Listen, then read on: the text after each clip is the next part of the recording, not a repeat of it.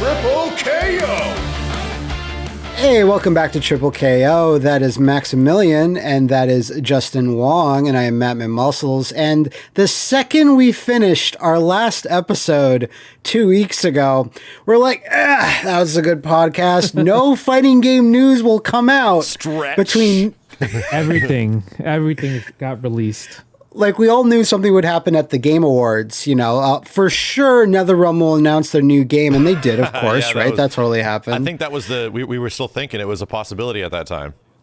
Yeah, No, even they announced it. I don't know what you're talking about. I saw Tekken 8, and I saw Liu Kang in there. That's what I saw. Oh, wow. You know what I mean? Law looked like Liu Kang. I saw the Underworld stage, the Shao Kahn stage in the arena in Tekken 8. So, and they took a picture, just saying. Yeah, there's that theory. It's like maybe Mortal Kombat is somehow snuck in there somewhere. Maybe they're prepping the game for a Mortal Kombat guest spot. But in between all the big Game Awards stuff, there's lots of other like mini news, micro tasks, mini drops of fighting game stuff. So we thought, how about we just go through it all. And even like the less important stuff. Obviously, we want to talk Tekken. I was about to say Tekken 6. I was actually playing Tekken 6 earlier today because I was like, I own this. Let me put it in because I constantly forget Tekken 6 exists. So why don't you start us off, Mr. Justin Wong, with what's this about DNF Duel? It's not dead? So, yeah, I mean, DNF Duel, it was a game that we all loved. I mean, I know Max was going super hard about a troubleshooter. He even like made sure he got his own mods in there. And then all of a sudden, he made sure. Yeah. and all of a sudden, there was just no more communication for a very, very long time, just from Arxis and like Nexon. But then there's this random YouTube video that just came out. Like I saw it happening because they were like, people were posting on the, oh yeah, look, there's an unlisted video that just got uploaded to their YouTube. Damn. It's coming out. And then they released a video that says the DNF Duel Grand Balance Patch that will include lots of mechanic upgrades for defense, offense, increased life across the board. Everyone is gonna have more health, so people are just not going to die after somebody gets into Awakening. Obviously, there's going to be lots of different balance changes across the board of characters. And we got a little teaser with for the next DLC character named Spectre. So that's, I mean, it's pretty much going to be a brand new game, it seems like, from such a long first launch to now. And it's funny looking back where it's like, I did enjoy this game, and I actively did play the hell out of it for like a month straight, and like a month and a half. I really enjoyed it. And I was enjoying like playing people at like the highest level, because the funniest thing about that is that you get in an extreme in a fighting game that doesn't maybe sold like 100,000 copies, maybe 200,000, sort of small, right? You get like an extreme issue of a game without crossplay where it's very lonely at the top kind of thing. And then you like max out your character, you get to the maximum rank. Okay, there's like a little bit more that we can do. I can push my rank even further to really make the top, after this, but oh my God, I'm running into like the same two or three people maybe, and some of them are like in Korea, and their connections are not great. And I remember frequently running into the #1 player in the world and getting super lucky and taking a few games off the guy, but like, oh God, like my ranked experience was so enjoyable up until this point, and now that I'm here, it sucks. So I'm like, oh no. And that was like one of the big things that just made me kind of stop playing. And it's been like since July the game came out, right? Like end of July, something like that? Yeah, it was like in the middle of summer. It was like right after or around E3-ish, something like that.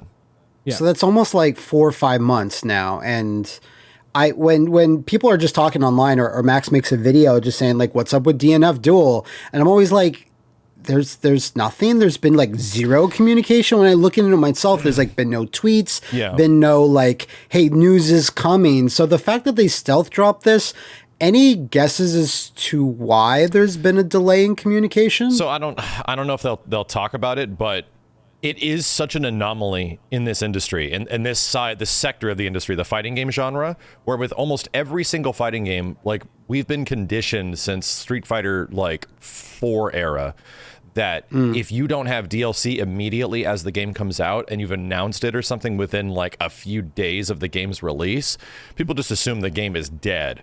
So, and that's what this was. Like, we did not have any mentions of DLC or future updates after the initial launch, which makes perfect sense because DNF Duel once again feels like a fighting game from like the mid 2000s.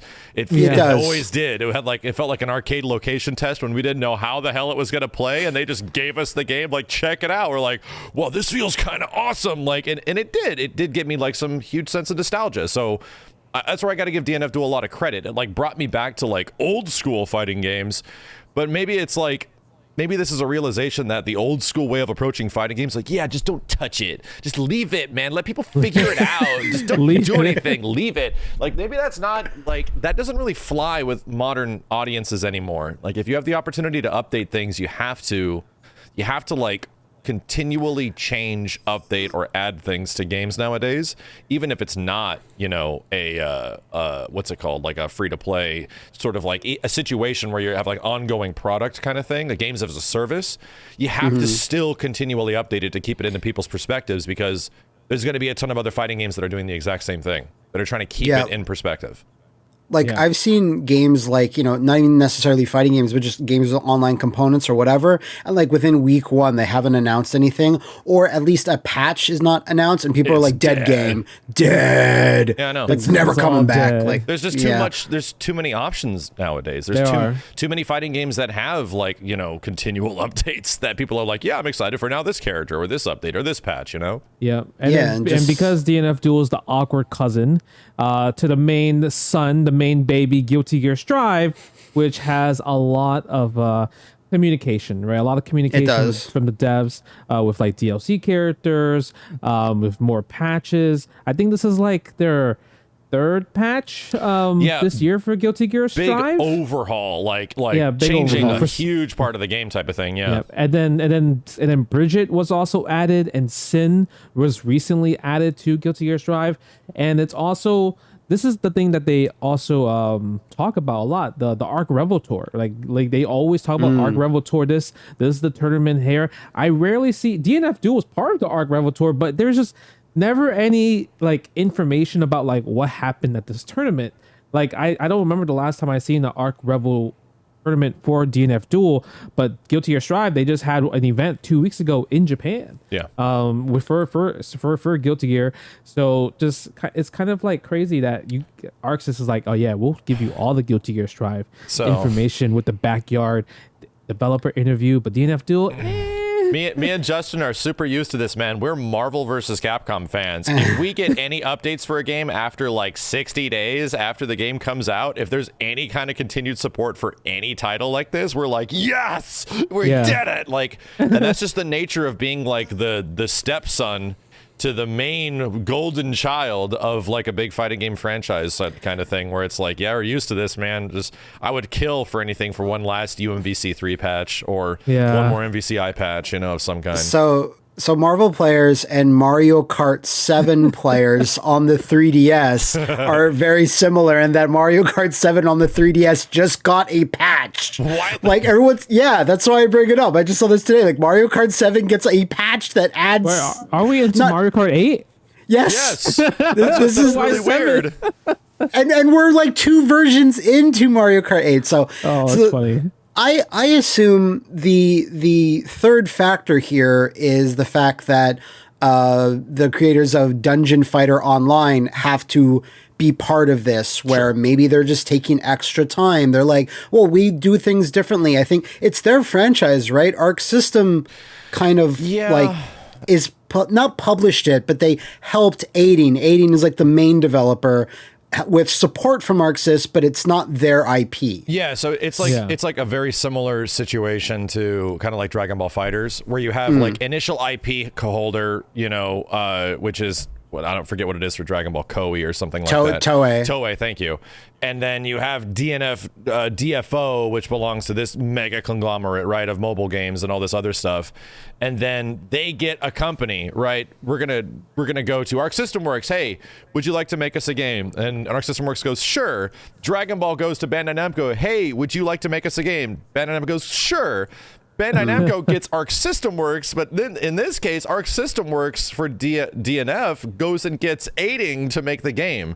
So it's like, yeah, this weird chain of command that has to go through. But ultimately, like, who's the one kind of calling the shots on a lot of the stuff that's going to be in the game and how it's going to work? It goes to the top chain of command. It's going to go to the Neopal, or I forget who is essentially the ones. Yeah, Neopal and Nexon. Exactly, or the people responsible for Dragon Ball. And there hasn't been enough time where it's like, so maybe just the chain of command got disconnected and they were waiting on sales, and then they're going to like, yeah, let's go after that. But they already have like a character model in game up and running, and it's only been like 5 months.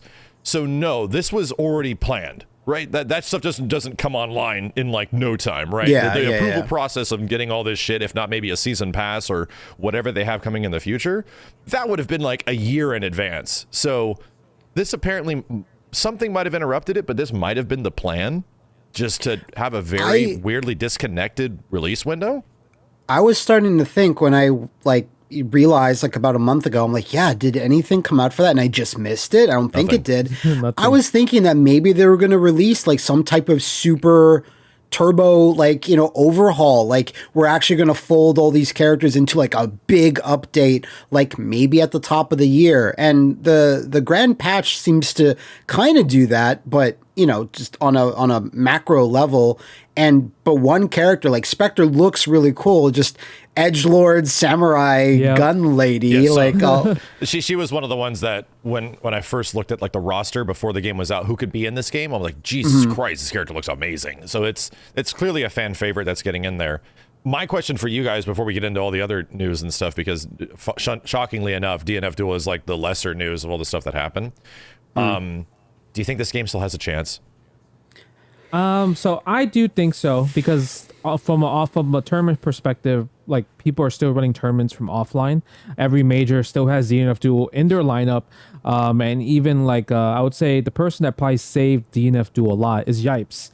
Yipes runs weekly DNF Duel tournaments almost every week. Also, Tampa Never Sleep as well too, with like pop bonuses from Arc System Works.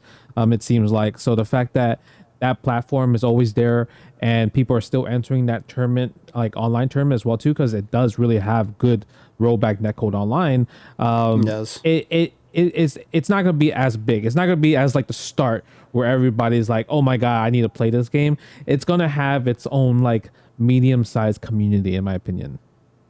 Yeah, I was pretty much going to agree with that, in the sense that like it's not going to blow up, but I could see in like a couple of years it still might be sticking around, like at you know, very, maybe not like every major, but I could see it just like becoming almost a melty blood where no one really notices that it's still around. And then everyone will just realize like, oh shit, no, it's still around. And oh wait, this is actually a super sick game. And like not that many people played it. Maybe by the end of its content roadmap, whatever it may be, it's going to like, I don't know, have like a shitload of characters. And yeah, like that's the only thing I can see, but it's not going to suddenly explode with like a bunch of people playing all of a sudden. In the same way that it's like, yeah, I got really attached to this game, and if there was like a continual amount of ways to like play it online with a consistent audience, I would have just kept playing it, you know, and it would have been okay. But if we're talking about outside of like people that really fell in love with it, hardcore community continues to support it in their own way, although it's going to be niche, it's going to be relatively small, like a smaller game between it, like maybe even like a melty situation or something like that, where you just get their hardcore audience and they just stick to it for a long time. I think that'll likely be DNF Duel's future.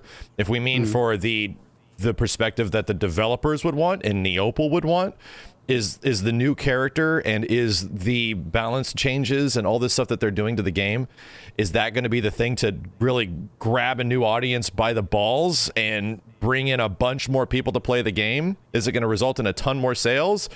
I definitely don't think so. I think like the best chance this game has for the future, if they were to do something with it and they wanted to like sort of rewrap how the game is played, is like obviously make a part of it free to play or something like that, like make some characters free to play, maybe not everybody, or they need to get people playing the game is what they need to do, because the game's already polarizing, right, as far as how it plays. They need to have something where people can play like it's Dungeon Fighter Online. If you want a new audience, maybe able to connect to like Dungeon Fighter Online servers with DNF Duel. Justin, as an example. You perfectly mentioned and encapsulated my entire argument before this game was even out of like, I don't know if this is going to work out. Even when the game was cheap, it was $49.99. It was a $50 game. It wasn't full price. But even considering that, I'm like, so you're making a spin-off game of your giant, megalo, huge, like 15-plus year Dungeon Fighter Online game that is free to play, and this one now costs a premium. And and you're expecting the attach rate to jump on? I'm like, dude, I don't know. Like, this always seemed like there was a big red flag. And I suppose if they did try to like suddenly divert and change it into free to play, people that did pay for it initially, like that's not going to go well with anybody that's been hanging around for a while. I had a much shittier suggestion. Put Geese Howard in it. Yes. Put random DLC characters. Put guest characters in it, and that will bring people over. You know, some people over, but then at the end of the day, it's like, no, Dungeon Fighter like fans are gonna be like, no, that they don't wait. We love our characters. Yeah. There's no other characters that exist but Dungeon Fighter characters. They took a spot. It's kind of like how Mortal Kombat fans hate when other, like, there's a subset of Mortal Kombat fans that are like, oh, I hate all these stupid 80s action stars that Ed Boon likes. Where's my blankety blank? And where's my, not Tremor. I was trying to think of another idiots from Mortal Kombat Special Forces. Thank you. Where's Reiko? Where's Draman? You know, like, so. Where's my meaty flesh man? So yeah, like they're kind of screwed in that sense too. Like I don't think they would ever put. It would be cool to see them in there, but you know, I don't think that's a solution either. I think at the end of it, like once again, we like DNF. Me and Justin played a lot of it, and it's a game that probably is my #1 fighting game of this year. Funny enough. But I completely down with it being the weird like black sheep anime game of all of them, and I always play dead games, so it sort of just lines up perfectly with my motif. I think the big thing to learn from this is that we got a fighting game that came out and it was dummy thick, easy to play. Gave characters super powerful tools. Things were easy to do. You didn't need motion inputs for any of it practically. And look at all these characters with all these crazy powerful tools, and everything's easy. Every casual fighting game fan is getting exactly what they wanted, right? The stuff that they always complain about, and nobody played it. And guess what happened? The characters, since things were easy to do, things were very easy to do for the people that were good at fighting games as well. And people that didn't know how to defend or control space just didn't know what the hell to do with any of these tools. It was tough. Yeah, it's not an easy game. It's not. It's actually one of all the fighting games that came out this year. Like this game and KOF are hard. Like they are hard to be good at. Like DNF Duel seems like it's a super easy game, but once you play somebody that actually understands a little bit of it, you're like, Jesus, I can't even move. Like, what do I even do? Like, I just block forever. It's the Virtua Fighter of fighting games. There you go. Speaking of characters that can do lots of cool shit, and it might be on a casual level very easy to get into, but on a master level hard. What's this about Project L? Do you know anything about Project L, Max? Are you interested in that at all? Nobody knows. It's based on a franchise that no one's ever seen or played before. Yeah, that's about all I know. Justin, how about you? Oh, you know, I think it's one of those games where they have like random mythological characters. Yeah, I think it's Smite, right? Warcraft. Right? It's like Warcraft, Smite. Yeah, yeah, like League of Legends is like Smite. Oh, so some people would be so mad if they didn't get the sarcasm there. We should roll the outro. So Project L was not expecting an update, but they seem to like you get one update a year. It seems that seems to be their line of communication. It was promised. I forgot that it was promised that they were going to give us another update towards the end of the year from their previous video, and that's the first thing that Tom mentioned. But man, there was a lot of information, a lot of swag, a lot of juice, and a lot of interesting things in that like 6-minute trailer. Dude, just hearing like the lead gameplay design guy, right? Yeah, Who's unconquerable, right? Yeah, Yep. who's from what I remember, an ex like old school Tekken or Tekken tag guy. Like he's a Tekken. dude. He's a Tekken legend for Tekken Tag 1 and Tekken 3. Yeah. And he played a bit of like Tekken 4 and Tekken 5. Yeah. But yeah, one of the top OG players. So sure. just hearing this dude go on about like player expression, freedom of mobility, want to make it easy to play but hard to master, like all this like primo like fighting game stuff that it's like, oh, this is all the shit we've been complaining about for the past 7 years. And this game seemingly, at least from their perspective, right, from the promotional perspective, it might not end up being true. They're like, oh yeah, we're just gonna do all of that. Our game is just gonna be like all the stuff you like about Marvel versus Capcom, but we're gonna try to balance it out a little bit more. It's like, oh my god. Oh my god. That's a big ask, what I saw. though. That's a big task. Well, that's what I saw in the trailer. When I saw this player expressions and like all these different mobility options, I just thought of like, oh, this is Marvel's Capcom 2 and Marvel's Capcom 3. Yeah. Like in terms of just movement base, how fluid everything is. Every character, they said, has their own different air mobility option. Yeah. So it's not like the same type of like, let's say if everyone had a universal air dash, like Guilty Gear Strive or Tatsunoko vs. Capcom. It just looks the same. Yeah. But the fact that everyone has different air mobility approaches and options, gimmicks. Every character gets really weird gimmicks now of like how they can do things, and like I saw some awesome combination of a character throwing out like a time bomb, of like the main dude throwing out a time bomb, and then like Jinx comes in and kicks the time bomb and uses it and flips up. I'm like, this is gonna be so sick. Like this game is gonna be dope. But a lot of people are asking me, what should I play? Should I play MVCI for this? Should I play Marvel 2 for this? I'm like, no, dude, you should try Battle for the Grid. Immediately, like the scenario that is like, I bring in a tag partner, right, and that tag partner is doing an assist, and then you're doing your thing, but at any point you press like the assist button again for that tag partner and it converts control. But it's for like forever. So if they come out and do something, you can do something to the other side, and then this tag partner, even though you're over here attacking, you press your tag button and it goes back to the control of this guy. That is literally Power Rangers. That is like how Power Rangers mix works. So if you want to get like an understanding of that system, like the way you open people up and how the game overall pilots, Battle for the Grid is like the best way to describe that. Yeah, now if people want to jump in and Battle the Grid, there's like 1,000 characters now. Not so at launch. It's a huge it was like game that looks so much better than launch. A lot. Speaking of the new trailer for Project L, that new character, I think Itoi, like I'm looking at this character, I'm like, yeah, cool, big muscle lady. I'm all about that shit. And then I see what they actually do. They have like a gigantic pot or grenade with green goo, and it's like Cthulhu's in there. I'm like, oh my god, Matt McMuscles incarnate. Pretty much. What's crazy about the tentacles? I was like watching a trailer. It seems like she might be the Zato of the game, because that's like so weird. Yeah, like because you control the tentacles. It seems like there was a combo where like the tentacle did something, then she did something, and then the tentacle bounced them back up. And I'm like, oh, okay, Marlon Pie. Yeah, he's working on Project L. Zato. It seems like, so that's what it seems like. Maybe possibly puppet character right there. We're in the era where we're getting like major fighting game influenced fighting games to start happening, because the people that are making the fighting games that we're getting now are essentially like competitive players or huge fans of older games. Like there's already a huge amount of competitive elements that are designing Project L.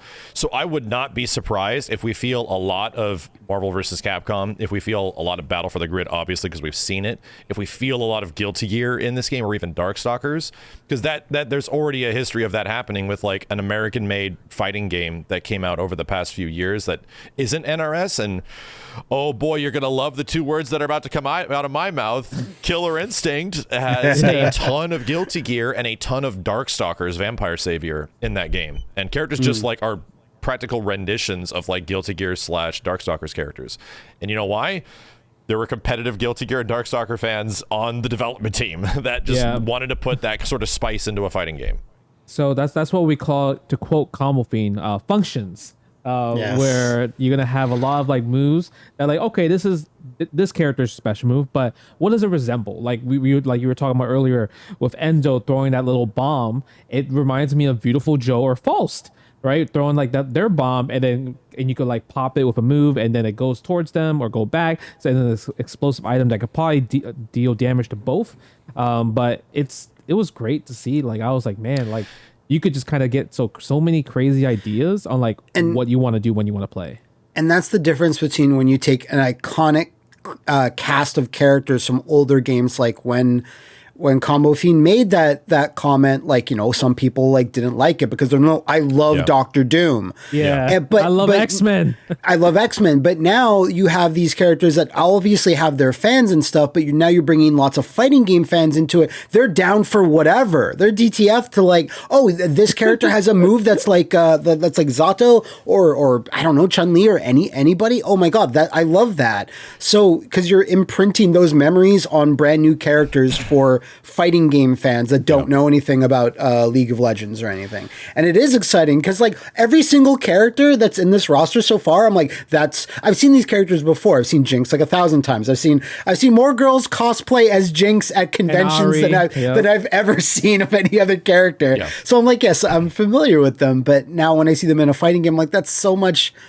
better. What was during the Game Awards, I check out Max's and Video Games reaction to some weird cool animated trailer, and they're like, oh, this must be Hades the fighting game. Yeah. And I was like, oh man, I want Hades the fighting game, but I'm fine that, dude, because I'm like, Supergiant doesn't do sequels. They just don't do that. They have too much integrity.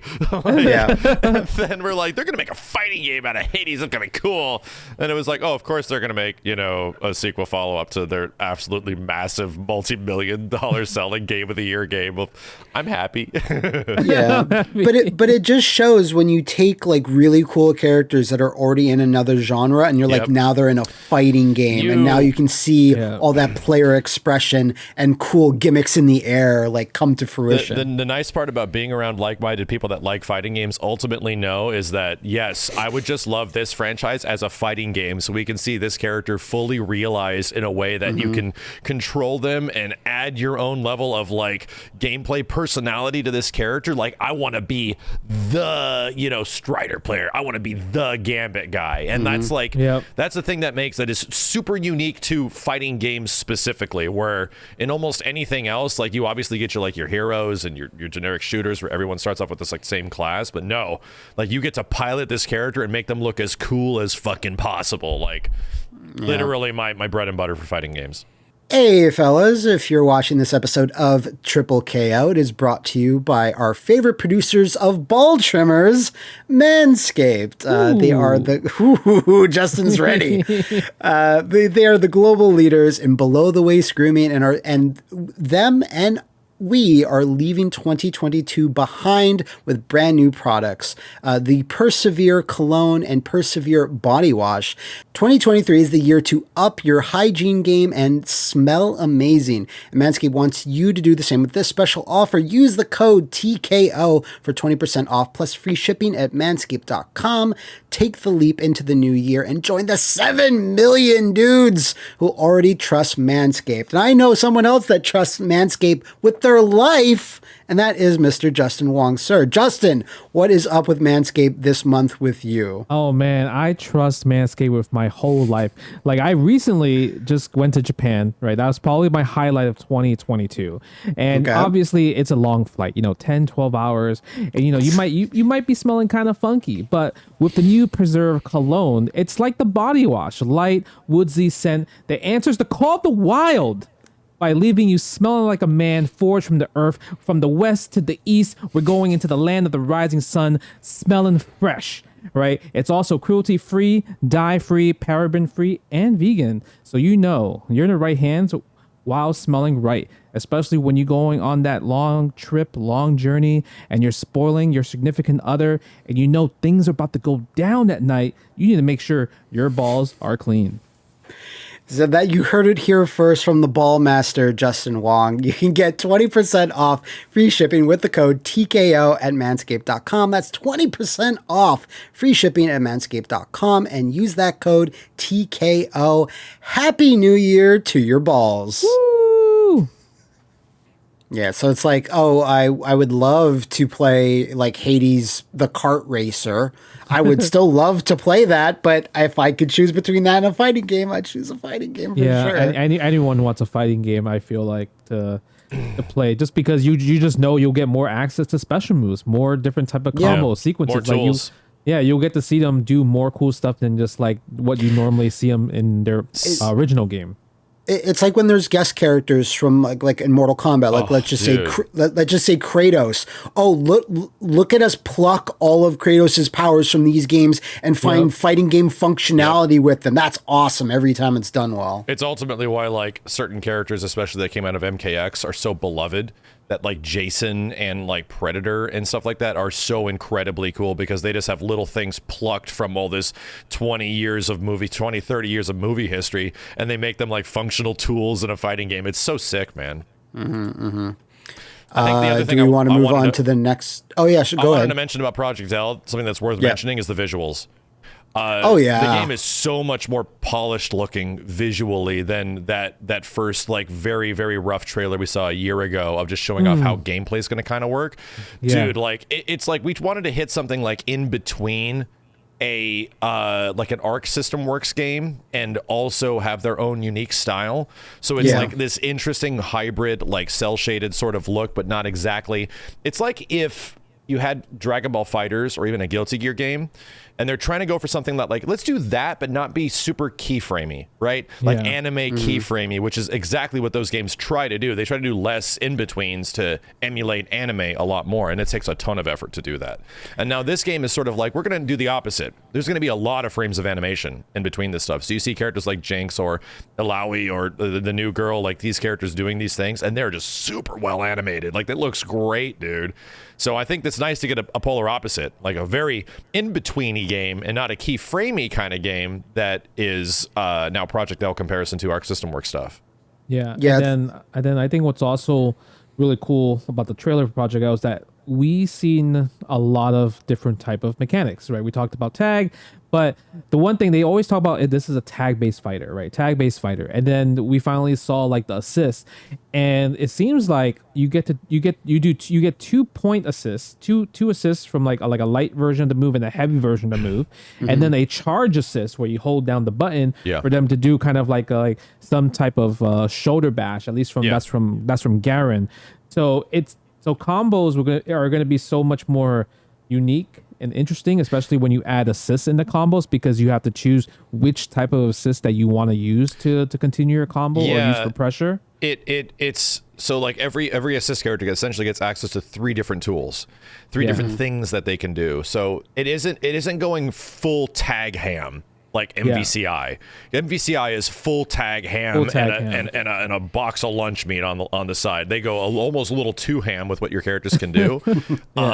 But this game is like, it's close to that, right? Like Battle for the Grid with a little bit more options and accessibility of how you can use those assist characters while still retaining like the goofy like post assist tag where the character's just standing there, right? And you can still flip over to them, and we still haven't seen exactly like where you can tag in, because we've seen like almost Street Fighter Cross Tekken like launcher situations where they just come flying in after a launcher and then hit them afterwards. So, and that wasn't even described really. So it's like, oh, I feel like they're still working on things that you can tag into.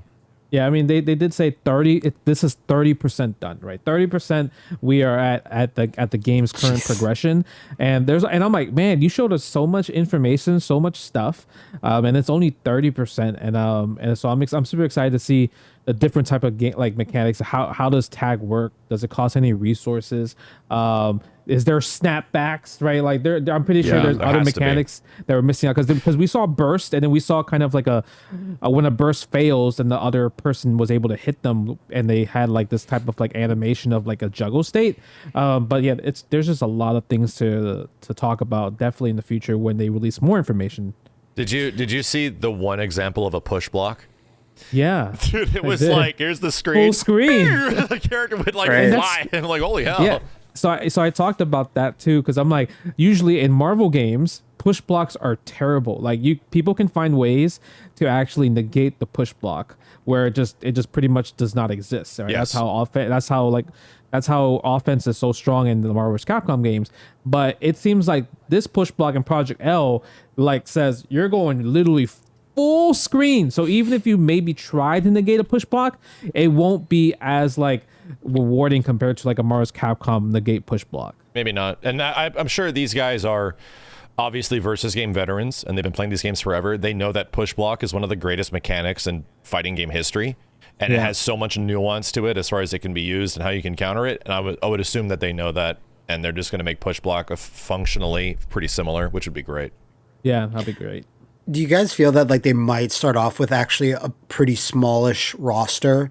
Because I feel like they're spending a lot of time on mechanics right now, which is obviously important. But then after a while, you start building out the characters because you have your mechanics in there. And I can just kind of see them maybe starting off with like 10 or 12. And then that's it. Yeah, right now there's 5 announced, right? Do we have Enzo, 5? Jinx, Garen, Ari, and Azoli? Right? Yeah. That's all, yeah, so we have 5. Only 5, huh? Yeah, only 5. And I think this is a plan from the get-go as being a, like, obviously a free-to-play. And they've already said that. Obviously, like a games as a service kind of game, just like most of other Riot stuff. So, I mean, dude, I think they could early access sort of do a thing where they only have 8 characters. It'll feel I think that'd be a great move. It'll definitely feel barren. Like we got games like Dragon Ball Fighters and they had like 20 to 25 at the start, and it was brutal. Like you felt like you saw the same team every single time. So it's gonna be it's gonna be a rough beginning, but at least it's only 2v2. But I think that's like the best thing they can do is to get it in the hands of people and then just develop it over time. And obviously you're having characters being made in the background.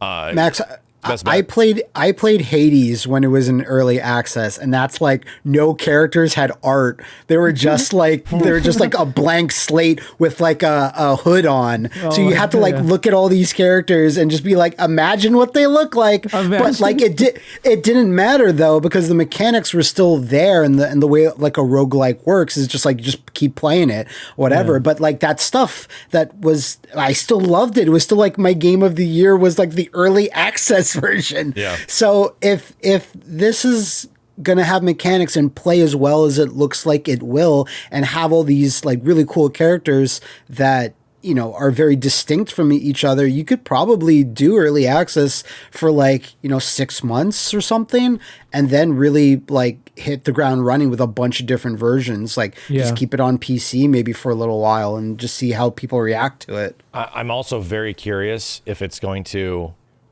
because Riot Games are kind of having presence on consoles and stuff. I think Xbox even has like a big part of Riot Games, a part of like Xbox experience now. I think so, yeah. So I would be very not so surprised if there's like even console versions of the game in the near future, because it seems like a low impact game, right? It seems like a game that's carried by its art design, just like all the Arc System Works games. It can probably run on a potato, and that's an important part. Like most of the best fighting games that we know, they still look really good. Marvel 3 still looks really good even to this day. Yep. And that's because it's a low impact game that's carried by its art. It's carried by its design, and it's very important. It's not going for graphical fidelity. I just think it's best to get this thing on everything. Same. Yeah.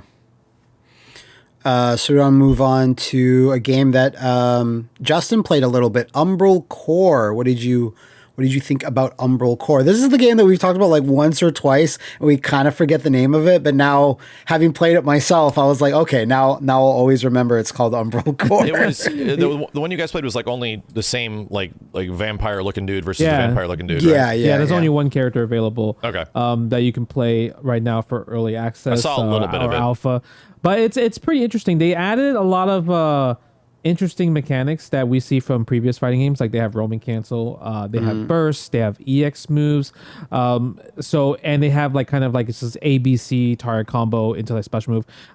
It's pretty much like a more complex Granblue Fantasy Versus type of control scheme. But yeah, I mean, it played really good. It has rollback already. It's made by like a small indie team, and I think I remember it's just like 3 people are working on this working on this game.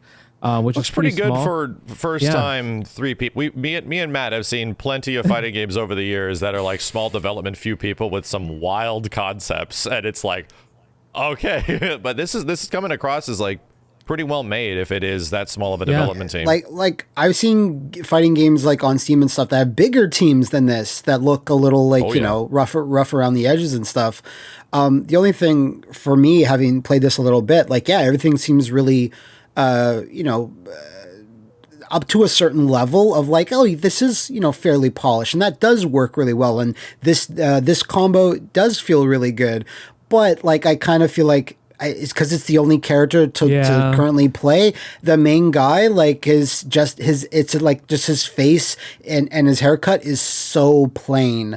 Like he needs like a glowing or something. He needs like a glowing tattoo or like a Dimitri style haircut from Darkstalkers or something, because his actual design is solid enough. Lots of Final Fantasy belts and things all over the place, and he has a cool sword. But I'm just like, I wish this guy had a little bit more like juice in terms of not his mechanics, but like his design or something. It's always the face, you know what I mean? And in every other fighting game, they always ruin the face somehow.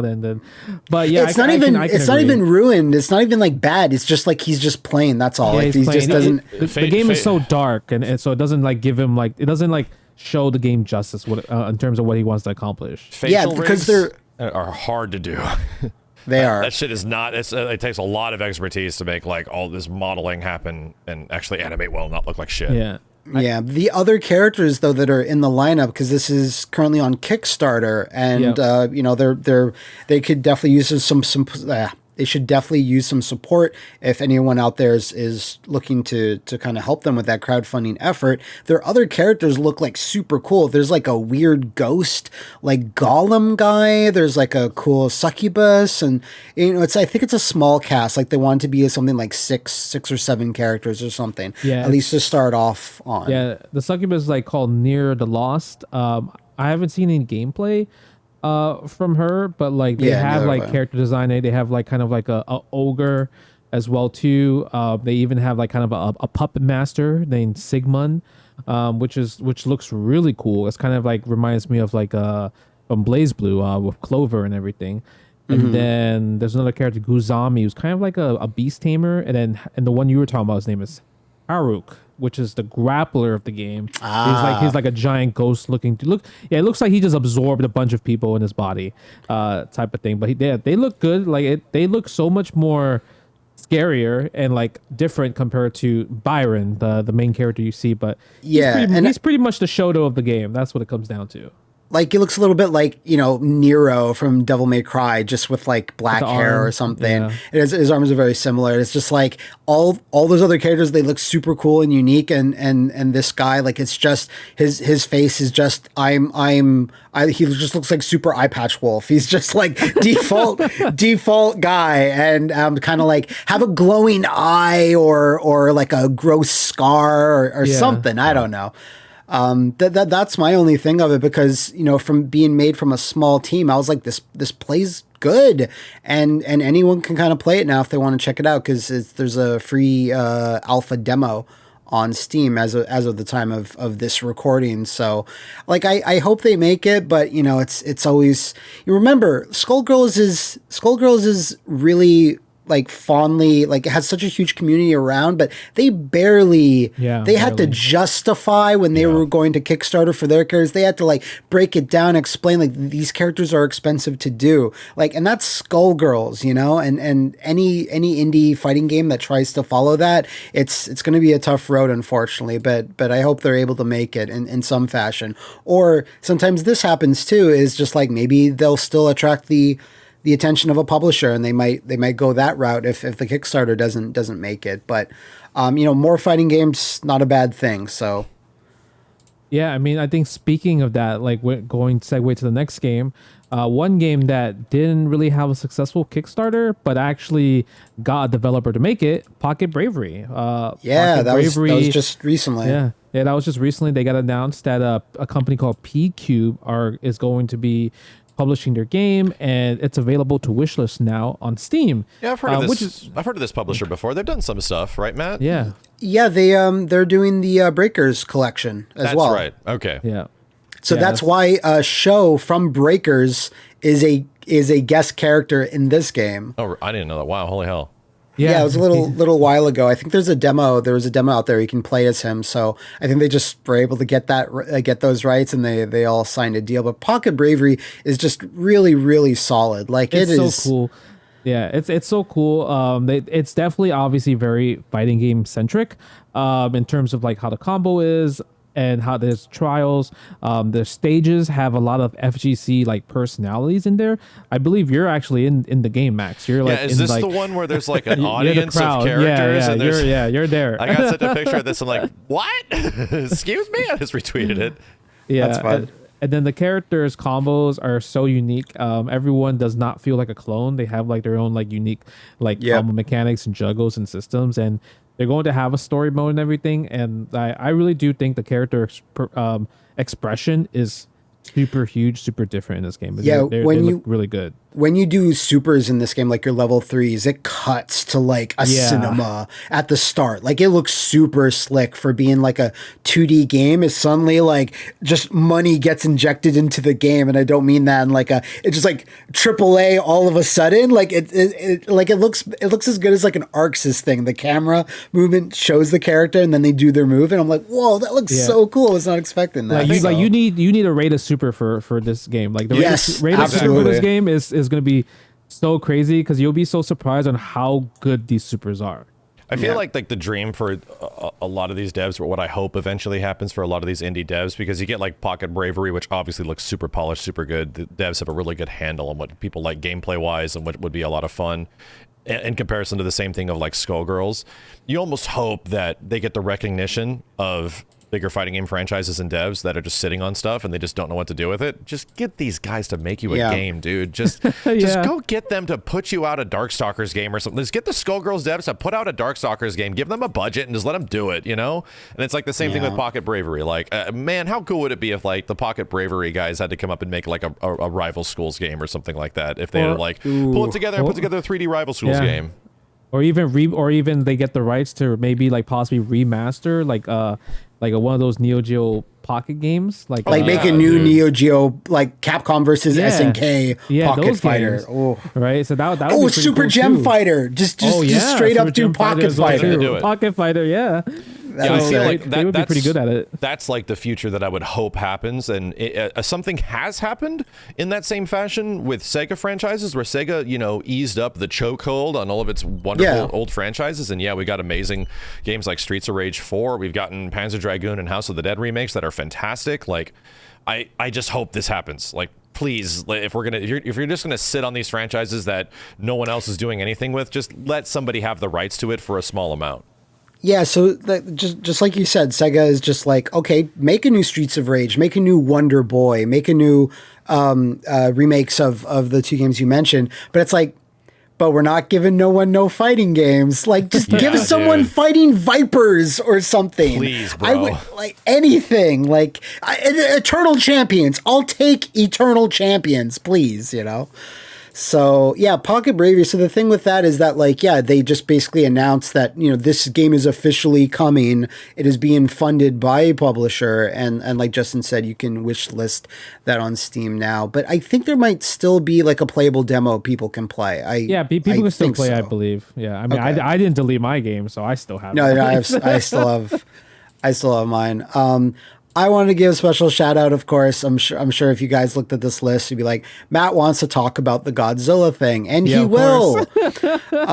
4 characters from the Godzilla franchise were added to Gigabash, which is, when I played that initially, that came out in May, and I'm like, this just plays just super well, like a mix of War of the Monsters on the PS2 and Power Stone, where it's just fun to bounce characters off of walls and hit them with like small combos. It plays so simply. It plays a little bit like the Aki wrestling games, Max. So there's just like a special move, then hold down the button for an even better special move. Yeah. Regular attack, hold down that. Just a grab, and then like that's it, and like a dash.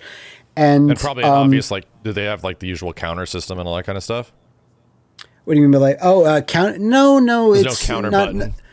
There is like, there is some defensive moves. There is block and then like an attack out of your block. Gotcha. Like kind of like a burst almost, Gotcha. right? Yeah. So the game played really well. It was lacking a few things like some modes and stuff, but with this Godzilla update, they added like 2 new single player modes, like an arcade ladder. There's also a story mode and like a mode called Onslaught. You can now play mini games online and locally. Oh, and nice. the 4 Godzilla characters that they added, Godzilla, Mechagodzilla, Destroyer, and Gigan. I'm like, obviously a Godzilla fan. I'm like, okay, let me check this out. And they put memes into these fighters. Godzilla has his dumb dance, his dumb things that he's done over the years, specifically in the 70s, and they made these special moves. That's cool. So your running dash attack is his dumb drop kick where he flies across the screen for like With ages. no animation. Yeah, with no animation. They just threw the suit against another guy and they put all that stuff in there. I'm like, oh my God, this is so good. And now when I look at this game, I want this to be, this was my idea and like a lot of people agreed when I took a look at this in a video, like make this Brawlhalla, but with giant monster properties. Sure. Like I want Pacific Rim. I want King Kong, Ultraman, Kamen Rider. I want Evangelion. Anything. Give me the Exactly what I just Gundam. said. Give me the Megazords and everything from Power just Rangers wants, as well too. These devs are so smart. Just give them some franchise, you bastards. Like they they have a whole selection of their own really solid monster designs, but it's like you did such a good job with these that maybe make a whole other thing, please. It'd be super cool. And So this is like, so you want the Kaiju Dream Match? I want the Kaiju Dream Match, yeah, and like four player insanity, by the way, and like everyone has like a super attack, and it's really well done, this game, and it's kind of like flown under the radar a bit. Like it's right now it's only on PlayStation and PlayStation and PS4, PS5, and Steam. So they're still not out on Switch or Xbox consoles yet. So I hope that happens. I think they might have some sort of exclusivity sort of thing for a little while. I'm not sure about that, but and it's like, from what I recall, because we didn't get a chance to check it out with Yo Video Games, it's 4 players, but it's not like split screen or anything like that. It's like zoomed out match. So it's like a wrestling game where it's like you can have one fight happening down here and one happening up here. Yeah. And the older games, like from the 2000s, like the Godzilla games there, I find like the camera, it was hard to see what you're doing. And in this, they just have such good like color palettes and they scale everything that I'm never confused about where that fight is happening. Why is that not connecting? I can't see what's going on. Like it's like they definitely tested and polished this thing for a long time to make sure that information doesn't get lost. So yeah. Big recommend for that. I hope that they add more characters in the future and more stuff because it deserves any success it has coming to it. So the other bit of news I wanted to get to is it's very unfortunate that a new character is being added to Them's Fighting Herds. I don't know what type of game this is because it wasn't at the Game Awards under Best Fighting Game, so it must have not have been a fighting game, right? Sifu is a fighting game. You know what I mean? This game but actually, Them's Fighting Herds, that didn't even come out in 2022. it actually got its console release in this No, year. it didn't. And it didn't get nominated. And No, it's it like didn't. a big, expensive game. I mean, granted, it might not be the premium game of the year material that you think. JoJo was in the JoJo was in the It deserves a category. recommendation though. It does, but like that's not a big budget release. Dude, yeah, that's actually tragic now that I think about it. Because Yeah. it's good. Like I played this game in like 2017, or something like that, right? When it was still like early access, early versions, and there was still a lot of characters. And yeah, it plays great. It's just, I mean, it obviously doesn't have like the character styling that I'm looking for, and it's got like cool horses and goats and stuff. Neither do I, but but it's like clearly made by people with a passion. It used to be the My Little Pony fighting game that we've also played on stream before it was Hasbro Destroyeth. And you know, it's like, wow, these people have a pretty good idea of how to make a game. It's made in the Skullgirls engine. And it's cool. Like, it actually has really cool looking characters and effects. And I need to do a Rate the Super on this game as well, because they also gave the characters big full screen supers, big cinematic supers as well. And the new character, the big bull, Texas, his super is pretty nuts already, just judging by that. And he's the first male character, so it is following the Skullgirls model of eventually, like, a boy's going to show up and ruin everything, you know. But yeah, it was a shock to kind of see that. And when I saw this DLC being announced, I was like, wait, this came out this year on consoles? Yeah, okay, let me check it out. And I was like, oh, this wasn't nominated. Then it struck me that, like, yeah, people were complaining. I'm like, that was a fighting game. I'm sorry. It's not a huge budget. But again, Sifu, as good of a game as it is literally not a fighting game. So yeah. God of War is a fighting game at that point, you know? So best fighting. Period. Before we go any further, I wanted to give a big shout out to today's episode sponsor, which is PayPal Honey. It's the easy way to save when shopping on your iPhone or computer. Big shout out to Honey for sponsoring us again, as we've been using this stuff for quite some time. And thanks to Honey, manually searching for coupon codes is now a thing of the past. Honey is free, the shopping tool that scours the internet for promo codes and applies the best one, and it applies directly to your cart. Imagine when you're shopping on one of your favorite sites, you're going to check out, the Honey button is just there, and all you have to do is click apply coupons. Seconds later, Honey searches for those coupons, and if they can find it for the site, it immediately finds a working coupon, and you could see the prices drop. So I think all of us have had opportunities to use this in the past, and Matt was saying with some holiday shopping, you had something that you recently saved some money on? Yeah, we don't have children. We have cats, and that's our speed, but we also have a niece and nephew, and for Christmas, we decided to get them something like a twin gift. So it's these fun play sets that they can like paint, and there's like a dinosaur one and a kitty one. And we actually use PayPal Honey to find the best price for them. They're usually sold at Walmart, but we're able to get it off using Honey. So we got that all taken care of. They're going to be shipped. They're on their way. So that little like sort of holiday sort of nervous, I hope it gets here in time. It seems like we're going to get right under the wire and get that to them. So this is the second time I've used Honey now specifically, and I'm just glad it's been working, because I'm never sure about these types of things, like living in Canada and stuff. But fortunately, it is going to ship it to us and be on its way. So God, Christmas saved. Yeah, no kidding. Christmas is saved. And speaking of Christmas, is this winter season, so we also need to buy some thick new jackets, especially for the loved ones, the little ones, you know, the grandmas, the grandpas out there. So using Honey, especially for online shopping, to kind of like compare prices and sales and also discounts, it really does save you a lot of money for this Christmas season. Yeah, and convenience is a big part of it. You can save even more when you ask Honey to keep track of price drops during a holiday shopping list. If the price does drop on anything from the list, you can instantly get an alert that will let you know, and you can jump on that. So if you guys don't already have Honey, you could just be straight up missing out. And by getting it, you'll be doing yourself a solid and supporting us on this show, as they've been a great sponsor of ours. We wouldn't recommend something we don't use, so get PayPal Honey for free right now at joinhoney.com/TKO. That's joinhoney.com/TKO. So I think this DLC comes out this month. I didn't see an exact day on it though. I'm pretty sure it's supposed to be December. It just says winter 2022, so I guess it has to be this month. Yeah. Yeah, but some release lists count like January and like February of the next year, because that's still technically winter, I guess. Yeah, that's true. Does anyone really want to talk about Rumblefish? Because lots of people are not happy with that release, unfortunately. Yeah, it's so unfortunate, because like I preached about this game, how cool this game is, how underrated this game is. People need to play this game. Like, not a lot of people bankrupted know about an arcade. Right? You bankrupted an arcade by forcing them to import it. I got the arcade to get this game for, you know, Chinatown Fair and everything. And, you know, we had a little local scene. So I was stoked when Rumblefish 2 was finally coming out.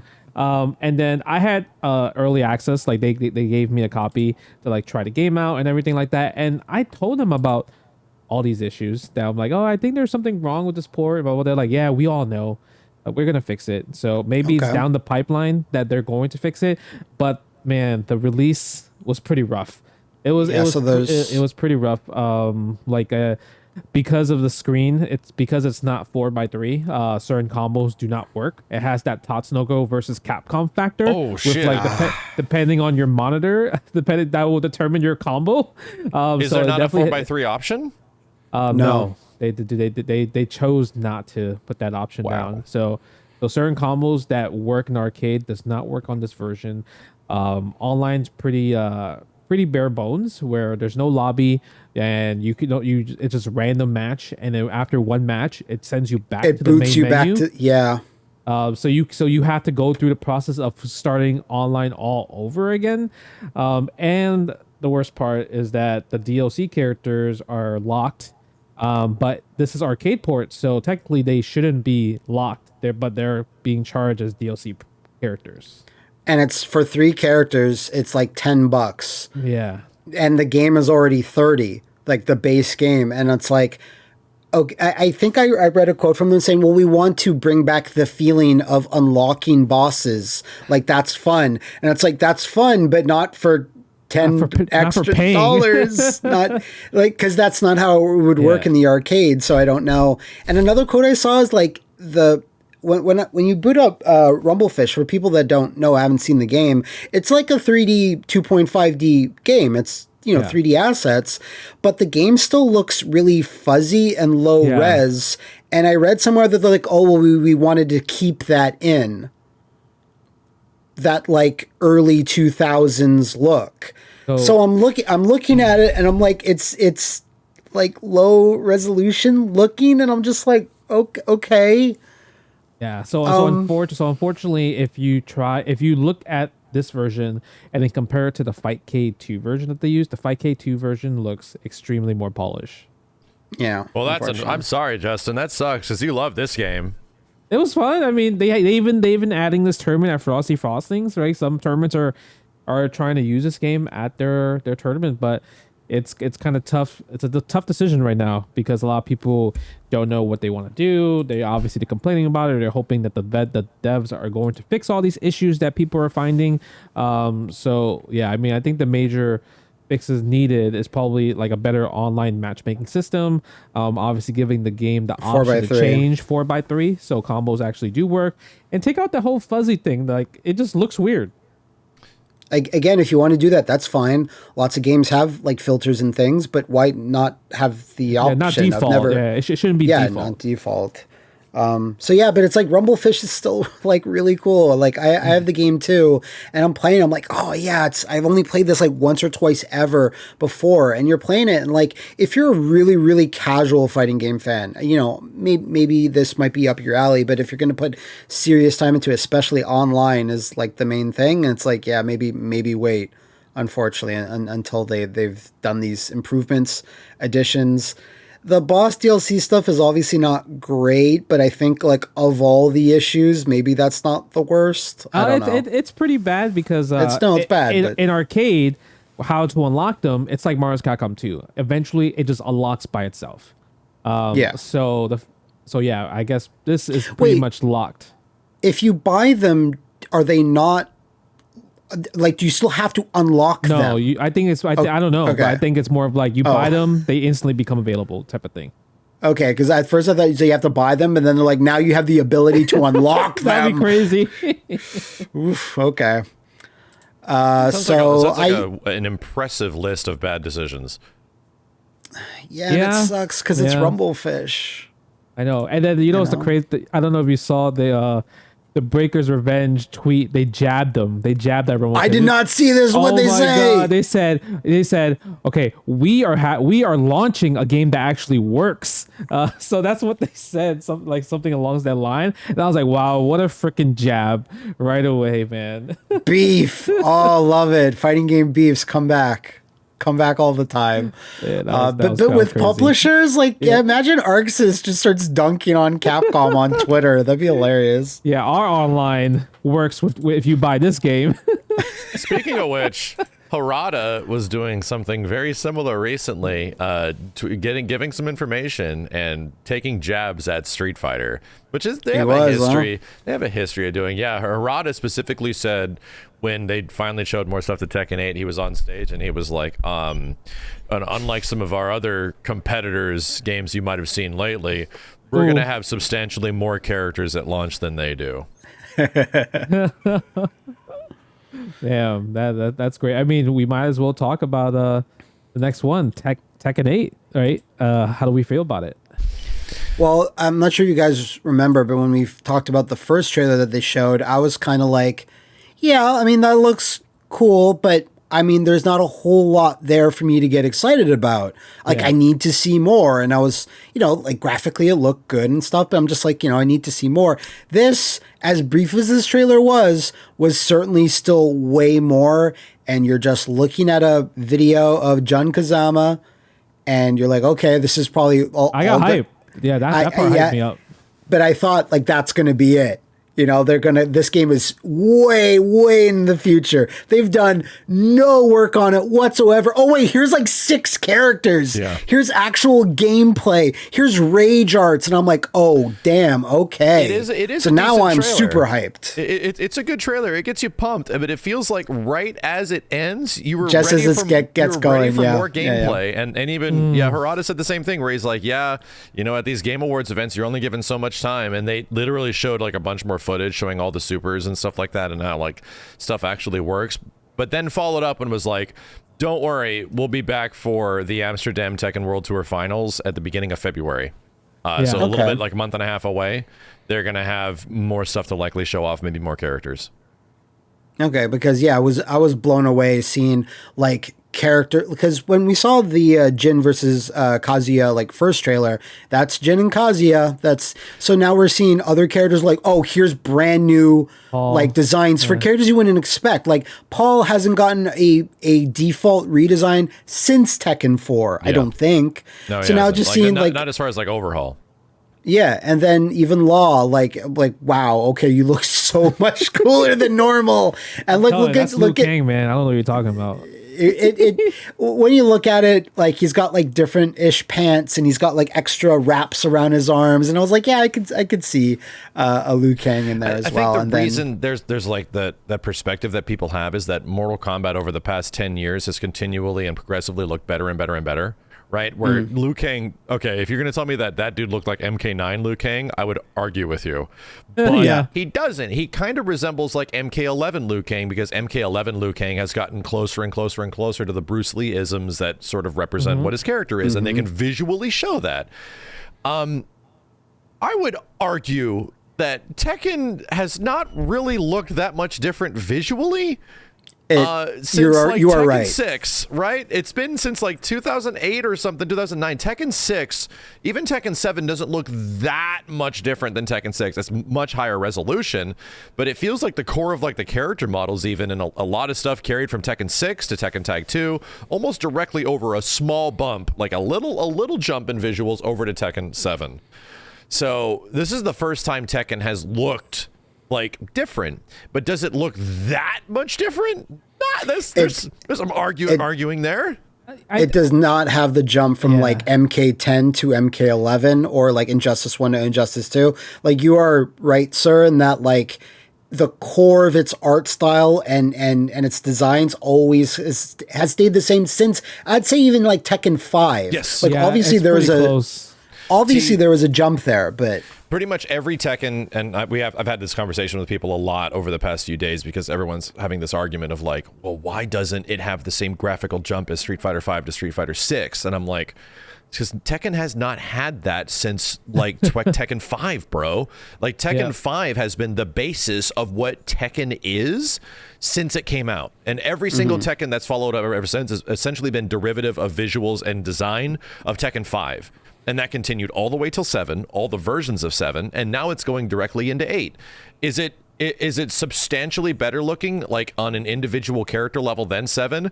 fuck yeah. Like you got some rose tinted goggles. If you're gonna tell me like Law from Tekken 7, you put that in-game character model next to the Law, like the intro of Law in Tekken 7 next to the intro of Law in Tekken 8. I can argue I don't like him having negative 5% body fat and he's a veiny, muscly mongoloid. I can understand you not liking it artistically, but if we're talking about like graphical fidelity comparison, dude, like no, Tekken, it's a big difference. It's a huge difference. Like Tekken 7 is an old as dirt game at this point, and it looks rough by comparison. And we're judging based on like, you know, a second and a half of footage of Law or very Paul. early footage. Yeah. Like it's, you know, it's still far away, and we're going from people's memories of playing like full on Tekken games for like the last 10, 15 years. So it's kind of hard to like, cause Max, you put out a video recently. I didn't watch it yet because I was like, we're going to talk about it. Is like people are saying Tekken 7 looks not good visually. Pretty and I'm much like, okay. The culmination of the argument is that the first gameplay reveal trailer, the Kaz versus Jin in the at night in the rain fight, looks way better. And now here's what the game actually looks like. It actually doesn't look like that much different. And I had to give people examples. I'm like, this is a story mode fight, guys. Yeah. Like it's gonna look like this when you fire up the game. But were you expecting a like a competitive stage that has rain absolutely everywhere covering the screen, like there's flashing white light in the background from the lightning, strobing white light that is like it's doing a lot of crazy visual stuff for the characters, which makes it look really cool. And I do think this is how this story mode fight is going to play out, and you're going to it's going to be interactive and you're going to play it. But is that going to be the way like versus mode looks? Is this going to be a stage that you're literally going to play on and it's going to look just like this? Probably not. You're not going to want your characters covered in complete darkness when you're playing competitive online. Yeah. And that video did accompany like a whole article from Harada on like, what is it, PlayStation blog, where he's just talking about Unreal 5. Yeah. Like he's just like, this is like, we're doing all this stuff with the engine, graphics, engine, blah, blah, blah, rain. Like, you know, that was kind of the point of that thing. Yeah. And whenever anyone's going to do that and they're like, okay, well, here's the actual game, there's going to be some differences. But I don't care when I see that New York, like Times Square stage. That's like the best looking stage I've seen in a long time. Yeah. Like, because that's such a, we've seen Times Square like 1,000 times in fighting games. Like there's always like, there's like a Fatal Fury or so much depth, Street dude. Fighter. Yeah, exactly. There's like, it looks like it went on forever, and you could see all these tiny details if you slowed it down, like, you know, and Tekken, you know, the last couple Tekken games, they do stages right. You know, they want the stages to look impressive because, in an engine like this, they are going to look way better than normal. I just think we need to see like a longer extended trailer of gameplay, and I think people would like naturally just go, okay, now I see. That was my conclusion, is that we just need to see like an actual full match. And it came down to like gameplay concerns and all this kind of stuff. We just need to see like a full match, how it looks, how it plays out, how different visually is this turning out, because there's now the big concern is that the game is like not even 7.5, it's Tekken 7.2 is what people are saying. And it's like, bruh, like that's, I mean, even if it did end up being Tekken 7.5, you want a complete overhaul, brand new Tekken, right? Where like, and at least they're giving us complete new character models. But if you're wanting all the animations to be redone, it's like, dude, there are still animations from Tekken fucking 3 in these games. The reeling back, like I'm being hit animation of them going like this is still the same shit from like Tekken Tag 1. So I don't know if you're going to get that. You're going to get a bigger roster at launch as a result, where they don't have to like reanimate everything. Because that's not even a Tekken thing. Like that's any 3D fighting game that uses motion capture as part of it. Like Virtua Fighter did that from Virtua Fighter 1 to Virtua Fighter 5. To an extent, yeah. And Soul Calibur or like Dead or Alive. Yeah, Dead or Alive as well. So like they have this data. If they can reuse it in some way, like they'll reuse it if they can. But this does seem like still like the biggest jump Tekken's had in a while now. And like obviously we don't have all the details about the heat system. I've watched like I think the videos both you guys have put out a little bit talking about it. I'm still not 100% sure what it is. It's just dashing in and then you get a cool extra attack. It's a new system for sure. Aggressive. It's aggressive. Ruthless aggression. So in Tekken 7 they had like rage arts and rage drives. So I think this might be a replacement of rage drive. Oh no, it's not. That's already confirmed. Yeah. Oh, it's a confirmed. We saw the rage arts, and practically rage arts and rage drives are still in the game with heat. So this is a third option. Technically, depending on how you can use heat, there might be multiple applications because we've seen characters do it differently. And we also learned from Harada that heat is not specific, like game encompassing mechanic. It does different things. So Jin like dash canceled a demon's paw and then ran forward. He's like, Jin can do this with some other characters, but not everyone can do that. And it's like, really? So like it's almost like heat for per character might be like an instinct / V trigger where they have their own unique sort of heat mechanic per character. So it's like, so it might be a meter, like a different meter. It could be meter associated. It could be like one-time use, like rage per round. We don't actually know. He shockingly showed us some applications of it, but didn't describe what it is, which was hilarious when he was on stage. Yeah. So and then there's also they also added a new thing. They also added the stage. Like they have possible stage hazards. Yeah. Where usually I love that shit. Yeah. Usually when you get hit splat on the wall, you get like these Tekken fat combos and everything like that.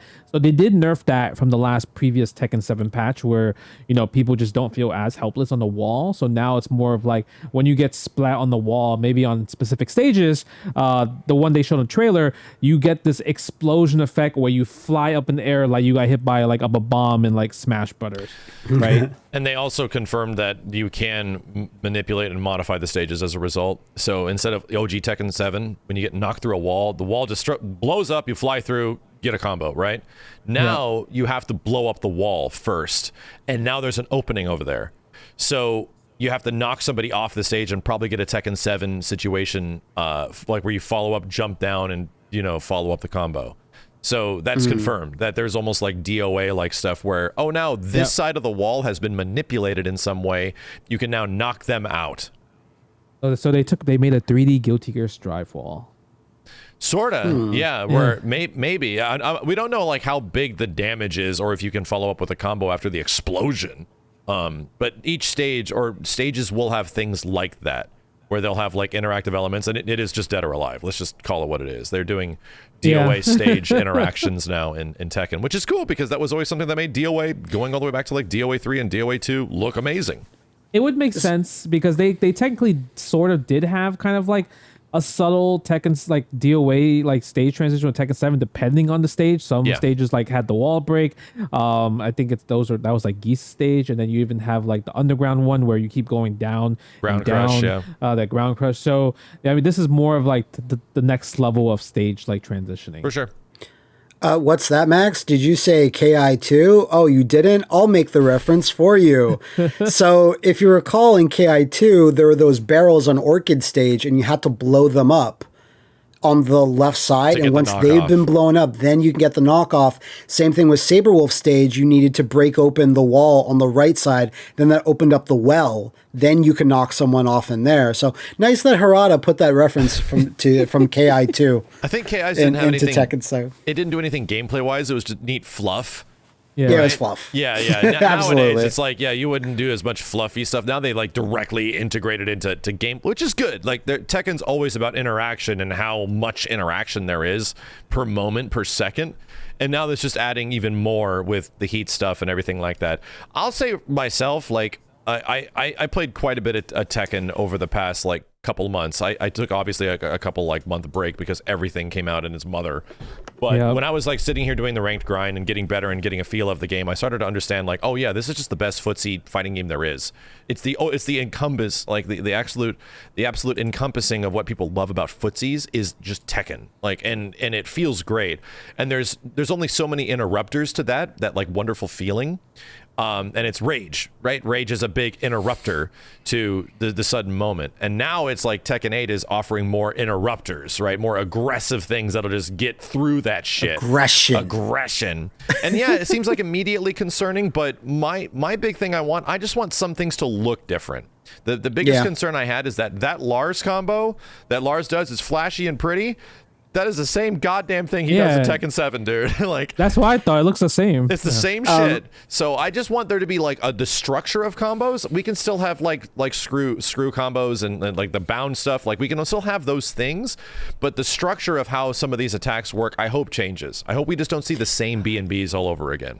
That's the problem, because Tekken has always had the same B&Bs. Like if you are playing a Mishima character, you already know that the first thing is like Electro Wing God Fist, Electro Wing God Fist, Electro Wing God Fist, and then complete the combo. Yeah. So it has never ever changed, right? Even with characters like Paul, you can do a juggle into the Death Fist. Like it's always kind of been the same, unfortunately. Maybe some characters had like a brand new rehaul. Like probably the perfect example is probably like Jin from Tekken 3, Tekken 4 to Tekken 5 Jin, where that's like a complete different new overhaul. But even since from Tekken 5 Jin, it's kind of been the same Jin since Tekken 5. And that's where I hope the heat system has an effect, where the heat system obviously is like it seems to be like a fuck neutral sort of attack. If it's not that, I hope it has a multifaceted where it's like, oh, if I want to get like a huge fat ass combo, like some big ass heat combo, you can, right? If there's a good moment to use the wall or something like that, you can use heat for combo extension, you know, or a better ender or something. You know, I just hope there's some visual difference between like just the same Tekken neutral that we've been seeing for a long time, and we haven't really seen anything on mobility. We have no idea how do characters get crazy ass Tekken 5 mobility where their forward dashes and back dashes like hurl their bodies forward like a ton? Or is it like Tekken 7 where you really got to work your ass off to move backwards and forwards? So you want new combos, so that sounds like different. Did things just to look different? That's all. It looks like that looks like Drive Rush to me. Instead of green, it became white. I was thinking something the same along lines as well. Yeah. If you put Tekken evolution of blank move into YouTube, you're gonna see like 6 or 7 of the same move being done the same way across all the games. Like if you put evolution of Geese Howard's Raging Storm, like it looks different. They do different spikes and whatever. It depends on the KOF, on the Fatal Fury, but like but you know, like a Virtua Fighter or Dead or Alive or a Tekken character, you put in like Phoenix Smasher or Hunting Hawk or any of these moves in, they're gonna look really, really, really similar. And I agree, Max, that it's like if I'm gonna be playing this Tekken game, I wanna see characters being able to do brand new stuff. Like you don't have to overhaul the character, but like different animations is all. And the heat stuff does look like it's doing that at least. Heat shit looks like, well, I'll be honest, it doesn't look that new to the Tekken overall because it's what Geese has been doing in Tekken 7 since he came out. Yeah. It's essentially like, I described it as like, oh, so this is Quick Max, right? But Geese has his own KOF 14 reference Quick Max, which just happens.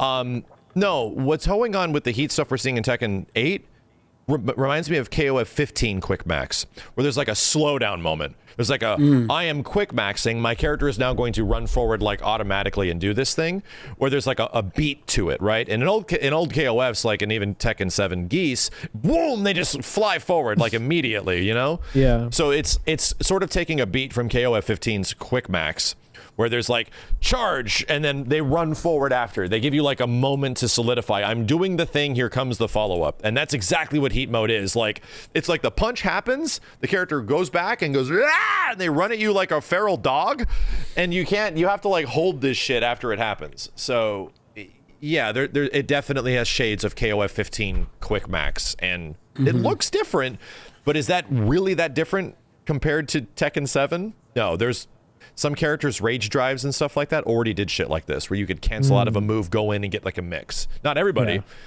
but Geese and Claudio and some others did. So I do hope that they showed the heat system a little bit and talked about the stage interactions, and it's like maybe one more thing, like I don't, and some other mechanic or whatever, because from everything you're describing what it looked like, I'm like, there's some definite changes, but like maybe not like something it's hard. Revolutionary, because Street Fighter 6 has something, but what is the heat system going to be? The drive system? It doesn't now, at least from what we know, it doesn't seem that way. Exactly. I don't see a big overhaul when it comes to Tekken 8. Like it's really hard it's really hard to add a brand new mechanic into like 3D game, because like at least for Tekken, like it's like at least all 3D games, legacy skill is like the hugest thing probably. Like, so I just don't see a big change. Yeah, I just don't see it. Like, the legacy skill is what makes Tekken Tekken. I don't think they should get rid of the big ass character move list. I think they should expand even on that stuff. Like, I don't. That's kind of what makes Tekken kind of impressive. And even though that's intimidating, and it is even as me jumping into Tekken, you know, for the first time in forever, it makes it fun. It makes it fun to sort of figure this shit out. But yes, dude, if you've been playing Tekken 5 and you know any of the Tekken 5 characters and you've been continually playing that character, you're going to be just at home in Tekken 8. Like, you already have a huge leg up on everybody else as they jump into this game. This is about the time where I do one of my dumb suggestions. How about guns? Just guns now. More guns. More guns. Yeah. Everyone has guns. We just need to add Bayonetta to Tekken. That's all. Give Panda a gun. There's one game that I'm reminded of that Kuma chainsaw. I have to give shout out to that sold pretty well, but didn't like hit the numbers that Bandai Namco was expecting. Soul Calibur 6 did a really good job at like completely altering and adding crazy new mechanics to its gameplay. And some of them were polarizing for sure, and they tuned them down in the end. But like the combos in Soul Calibur 6 and like how things work in that game are so fucking cool. Like it is one of the most fun Soul Calibur games, and as far as like, oh, we're actually going to move Soul Calibur forward. We're going to like take the mechanics and give you unique juggle opportunities and big crazy stuff. You, dude, just look at a wall combo with some characters in Soul Calibur 6 and your mind will be fucking blown how cool it looks. And I think that game's great. They properly did evolve Soul Calibur gameplay to the point where it got balanced and people really like it now. So I don't know. It's going to be tough because Tekken 7 just sold 10 million copies. People are going to have a lot of expectations, and that's going to be like kind of like a dark cloud over their head of like, oh, there's going to be a lot of more expectations than ever for the next Tekken game. Versus Soul Calibur that had like a 7-year gap between games. Yeah. Where you can take your time and like think of the stuff, but like for Tekken, like it's going to be out in a year or two at most, you know. So they're still adding shit to T7.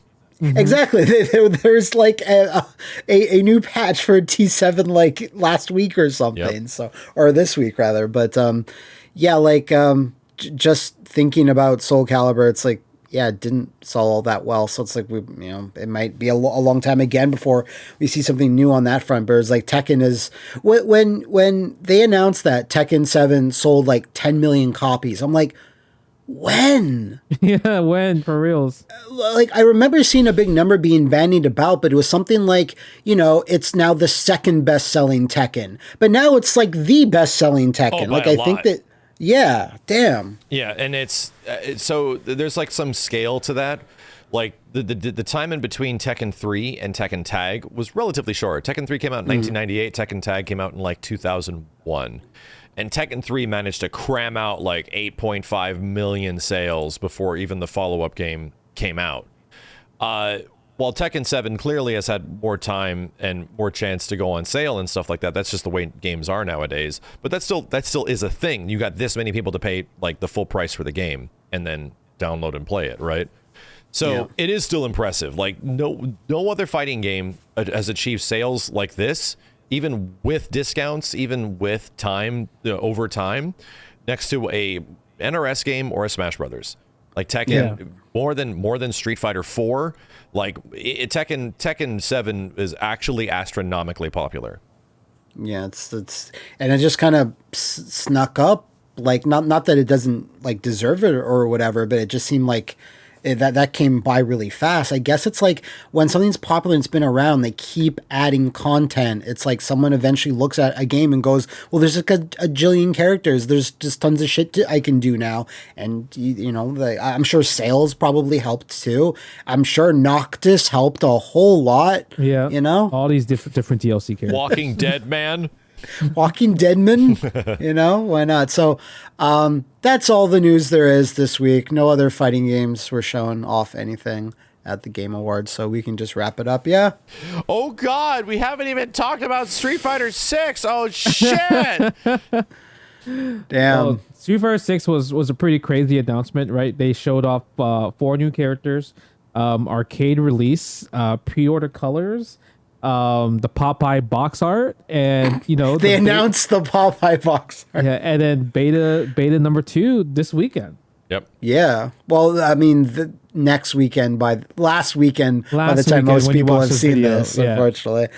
But yeah, like arcade release really threw me for a loop. I was like, "What? That's nuts!" Don't worry, guys. Like being one of like the 1,000 arcade boards they're going to release is going to have no impact on us. All right. So the crazy part was, this is random information because I was in Japan last week. I was talking to my friend, and I was like, man, I really do hope Street Fighter 6 arcade doesn't like cost like an arm and a leg. And then the arcade owner replied to that and said, if the arcade has previously bought Street Fighter 5, they get a huge discount. Ooh. Yes, because it runs on the same hardware.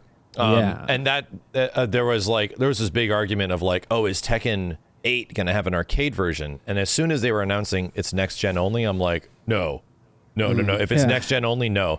However, Street Fighter 6 has a PS4 release that we haven't heard anything about. I always forget about that. Yeah, that we have heard or seen nothing on yet.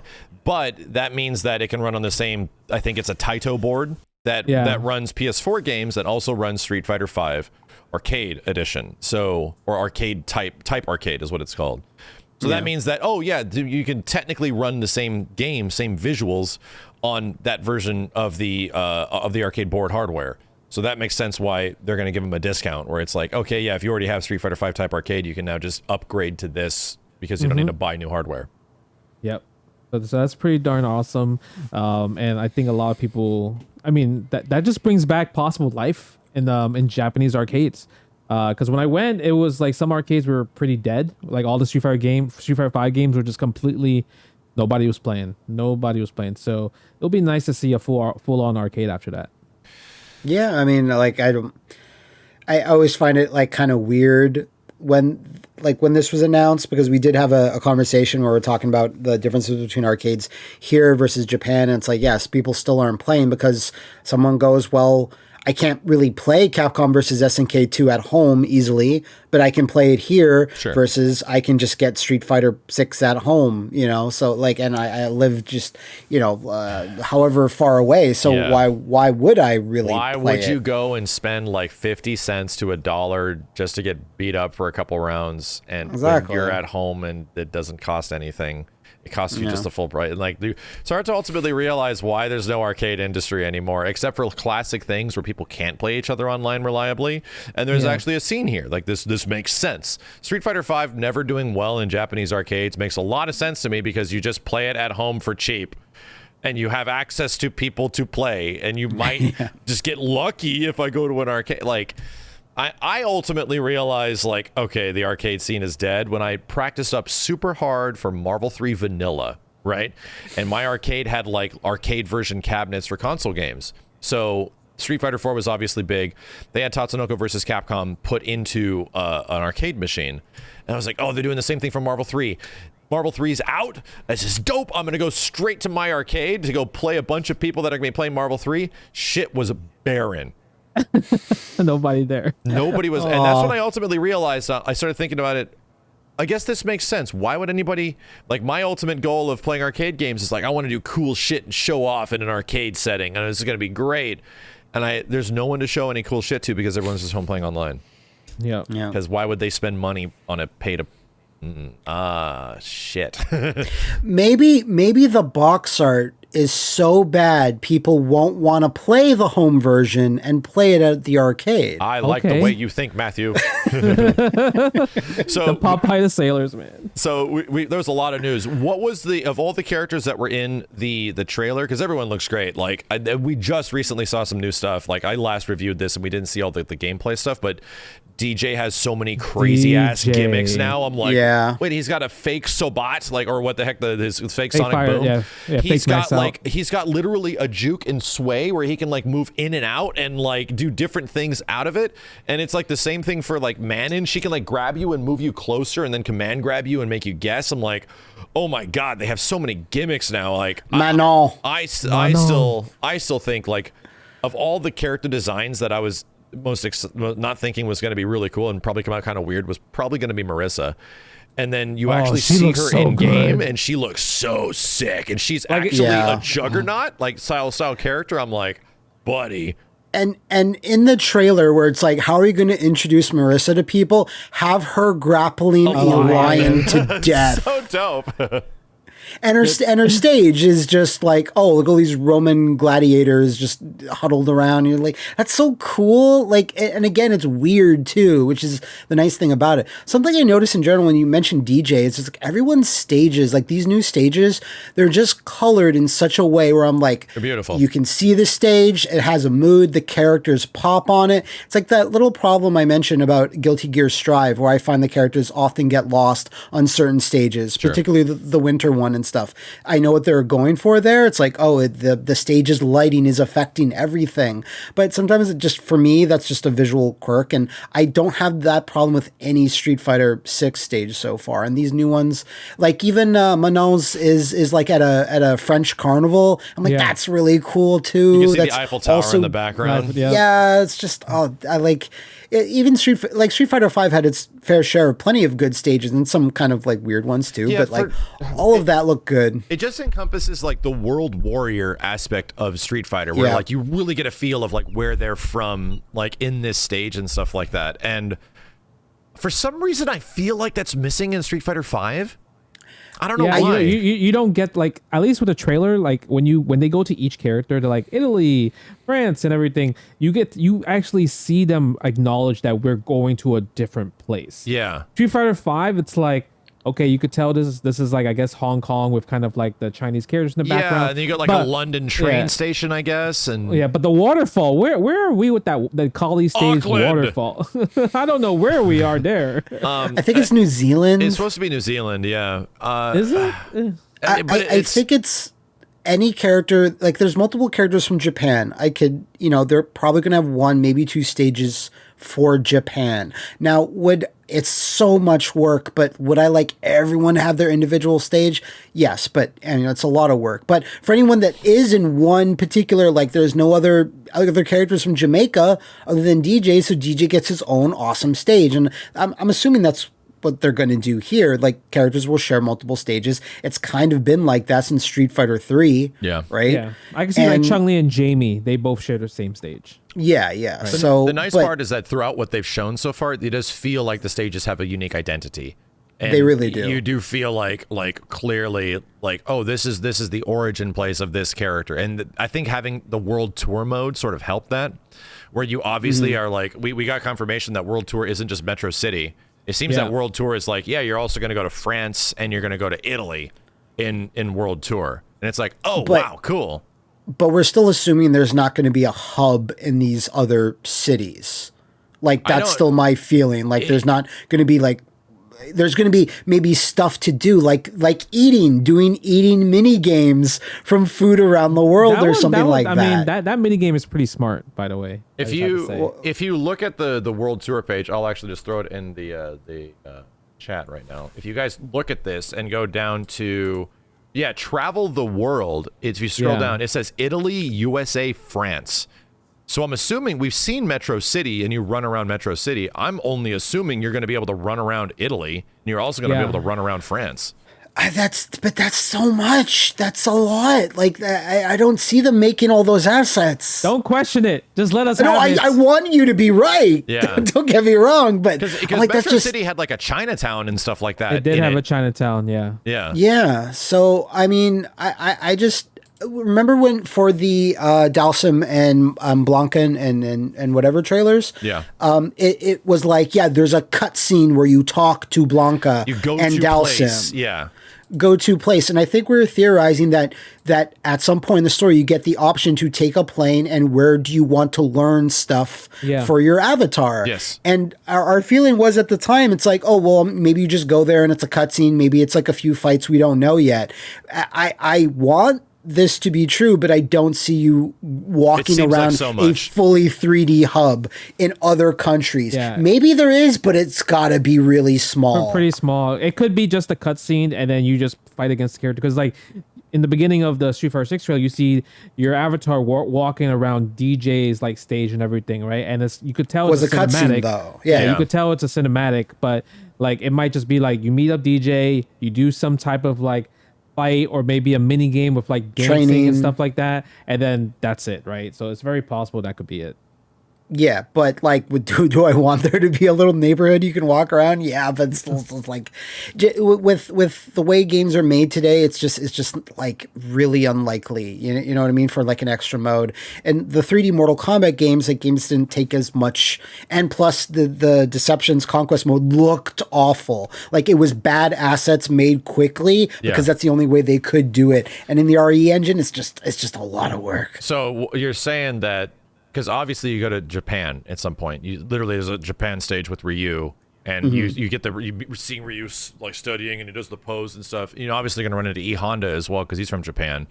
So, what if they they're probably going to cram not every character is going to get their own thing. They're probably going to cram a lot into each one. But what if there was like actually like 4 or 5 fully explorable places similar to like Metro City, where they just cram like 3 to 4 characters per one? Because Metro City is clearly Chun-Li, it's Luke, Jamie, maybe Jamie. Jamie, and then also Kimberly probably, and Ken. We've seen Ken literally at like a construction site. Yeah. So yeah, you know what? Maybe you're right. Maybe they'll pick 5. Wait, so 4 or 5 characters per. So you notice it says Italy, USA, and France, like you pointed out, but it doesn't have Jamaica. Doesn't. Right? Yeah. So maybe, that might just be a cutscene. Yeah, so it might be just a cutscene. So they have these other question marks on the website for Street Fighter 6. More, yeah. So maybe there will be 5 actual hubs. Like you could be right, actually. If it was 5 hubs and they're kind of small, I'm like, maybe. But like not every single country could possibly be represented that characters are from in the game. Like you're not going to, well, maybe, you know, France there. I'm trying to think of another place another character is from that's confirmed for the game. Like you're not going to maybe India. The JP is from like Russia, I think. And Zangief too, maybe. Zangief too is, you know. Interesting. I don't know. It's like that seems like a lot of goddamn content. You know, and all I want the content. All I have to say is that we still got 6 months, bro, which we haven't talked about. We still got 6 plus months before this game actually freaking comes out. And maybe that's just like the stuff they're working. Maybe they're going extra goddamn ham on like single player gameplay stuff and refinement and polish. And to me, it's going to be worth it. If they focus on this, it's going to be worth it. So we also will most likely get a trailer with the characters that are confirmed but not announced, like not shown from that. So it's Cammy, Zangief, and Lily. Oh yeah, that's right. T-Hawk's daughter. The T-Hawk, the T-Hawk daughter-ish. Yeah. So there's them, and then we'll like whatever event that trailer might show up. You know, probably close-ish, maybe not close to launch. It might be at like Capcom Pro Tour Finals by end of February. It'll absolutely be at the Capcom Pro Tour Finals, and that's like mid-February-ish. Yeah, you're right. Okay, that because the game comes out before E3 stuff goes down, so it won't be there. So it won't be at E3. That makes sense. Yeah. Of the characters, like I was just gonna say, like DJ, it is exciting to see a character that, like, you know, hasn't been represented for a little while, like be updated with all this cool Street Fighter 6 stuff. And at first, Manal, I was kind of like, I don't know. But then it's just like, how much do you have going on? She's a model in her intros, looks like Lady Gaga, and is a ballerina, like grappler. And I'm just like, that's such a fun combination. Marissa punches you really hard, but she thinks that she's descended from like a noble centurion family, and she loves jewelry. And she loves jewelry. Yeah, like it's like usually characters in Street Fighter are 2 things, and now they're like 3 things. Like all these things. What's Abel? Together. Abel doesn't know who he is. That's Abel. Abel wears blue and has a penis. Is what I describe him as.